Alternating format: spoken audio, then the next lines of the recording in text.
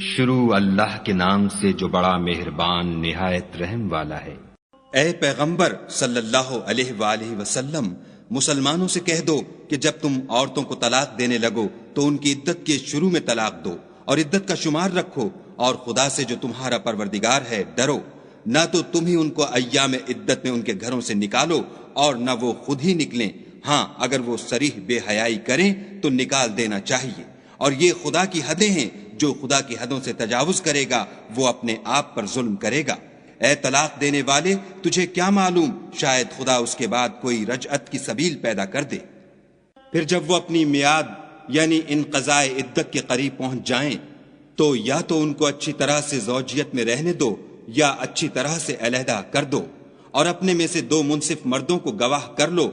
اور گواہو خدا کے لیے درست گواہی دینا۔ ان باتوں سے اس شخص کو نصیحت کی جاتی ہے جو خدا پر اور روز آخرت پر ایمان رکھتا ہے، اور جو کوئی خدا سے ڈرے گا وہ اس کے لیے رنج و محن سے مخلصی کی صورت پیدا کر دے گا، اور اس کو ایسی جگہ سے رزق دے گا جہاں سے وہم و گمان بھی نہ ہو، اور جو خدا پر بھروسہ رکھے گا تو وہ اس کو کفایت کرے گا۔ خدا اپنے کام کو جو وہ کرنا چاہتا ہے پورا کر دیتا ہے، خدا نے ہر چیز کا اندازہ مقرر کر رکھا ہے۔ اور تمہاری مطلقہ عورتیں جو حیض سے نا امید ہو چکی ہوں، اگر تم کو ان کی عدت کے بارے میں شبہ ہو تو ان کی عدت 3 مہینے ہے، اور جن کو ابھی حیض نہیں آنے لگا ان کی عدت بھی یہی ہے،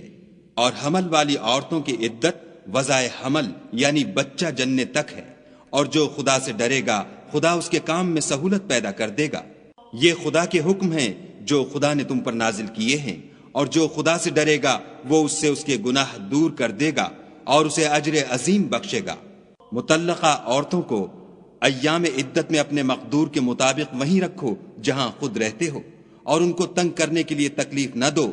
اور اگر حمل سے ہوں تو بچہ جننے تک ان کا خرچ دیتے رہو۔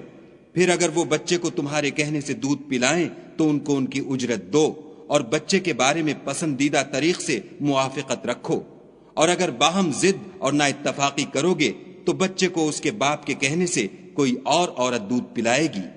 صاحب وسعت کو اپنی وسعت کے مطابق خرچ کرنا چاہیے، اور جس کے رزق میں تنگی ہو وہ جتنا خدا نے اس کو دیا ہے اس کے موافق خرچ کرے۔ خدا کسی کو تکلیف نہیں دیتا مگر اسی کے مطابق جو اس کو دیا ہے، اور خدا ان قریب تنگی کے بعد کشائش بخشے گا۔